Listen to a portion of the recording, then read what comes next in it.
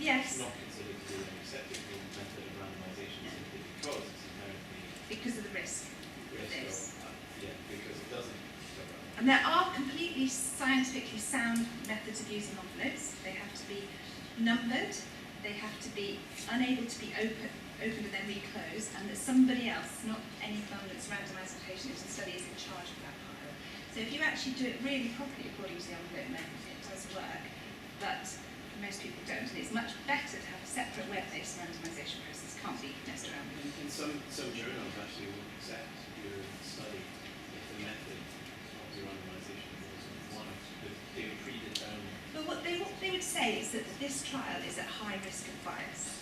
So what you want to know, if you're a journal editor, and like other people who spend a lot of time reviewing articles for journals, I go through the methods, I look at the title, oh, this is about whatever, breast reconstruction, and then I look straight at the methods, and if the methods have a high risk of bias, I don't read the results and I recommend rejecting it. Because I know that the results will just reflect the author's bias, not what the results of the study show. And if you've used envelopes, you're much more likely to have introduced bias, so there's no point in reading them. If that's a harsh way of putting it. That's why. It's not that the journal don't accept it, but they want science, not highly biased. Okay, fine. So that took longer than I thought. Next 3 questions. These get harder. You've got 4 minutes for these. You have 5 minutes. In groups.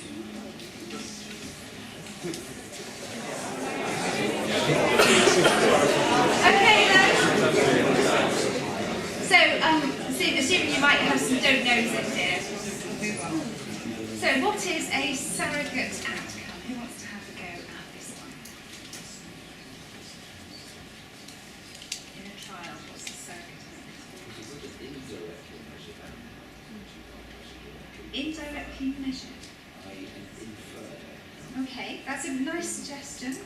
Not quite there, but I can see where you're coming from. Another hand?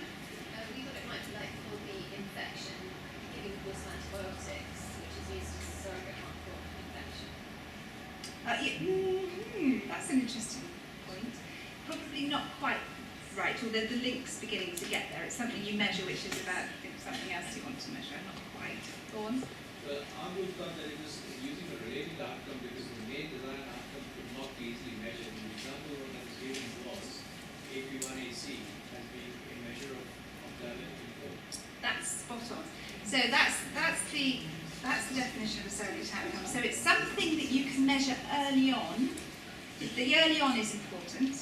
So drug companies like surrogate outcomes because they want quick answers to their trials. So you measure it early on, like HbA1c in diabetes, but the actual real outcome you want is diabetic off medication a year or something. But people will measure HbA1c at a month because it's much easier and quicker to do than get the final clinical outcome a year later. Is that right, David? I have to go to tech. That's it. No, that's fine. And so it's often a laboratory measure or a physical sign used in RCTs as a substitute for a clinically meaningful endpoint. Now, when you use surrogate outcomes, they have to be used with great caution, because the big question, of course, is your HbA1c really directly linked to a diabetic outcome at 1 year? Because there's lots of things we might want to measure in the lab that actually, because of life and all the other things that influence things, they don't directly link. So a surrogate measure has to be something that's very strongly associated with your clinical outcome, and that's where it can be criticised if that strong association is not there. Is that a hand up? So an example in plastic surgery that I thought you were thinking about is and it is an interesting one. It applies to all types of surgical oncology. Is when we use pathological assessment, say margins or lymph node involvement, as a surrogate outcome of long-term survival. You see what I mean there? So you might say we've got clear margins, no lymph nodes involved. That's a good operation, and that will benefit the patient in the longer term. But we know that's not necessarily the case, that you can use it as a surrogate outcome, but you have to be cautious in your interpretation about what it means and how you measure it. Anyone have any other examples of surrogate outcomes? David? There's a good one in orthopedics where you look at if it's an implant, you want to look at the survival, which is over a long time period, 10 years, and you could look at the movement of the implant within the first year On X-ray. on X-rays, Space. special X-rays, to see whether it likely fails in the And the question is that really linked, measuring it at 1 year, to the 10-year survival of the implant? So they can be useful to mean you have a smaller sample size, and it definitely means you get the answer to your question, or at least an answer to your question, in a shorter time period. The question is whether it really makes a difference to patients in the long term. A composite outcome. What's a composite outcome? I think these are very interesting, very relevant to surgical practice. Who would like to have a stab at this one? So it is where, as a pre-specified thing, you group several things together as Yeah. your primary outcome. So, for instance, does carotid enlargement make a difference to death or stroke or... Yes. So a composite outcome is anything more than one. It could be up to 7 or 8, but it's an outcome of 2 or more components that are pre-specified. So they say at the beginning of the trial, the primary outcome of this trial is actually a composite of, in cardiovascular trials are the absolute classic, the composite of myocardial infarction, stroke, death, re-hospitalisation for another intervention. What's the problem with the composite outcomes? Who would like to have a go? What would be the problem? Yeah, It Katie. can never be a primary outcome. Yeah, they can be primary outcomes. In fact, cardiovascular trials are typically powered on composite outcome sets. They have a well-recognised composite outcome set they use.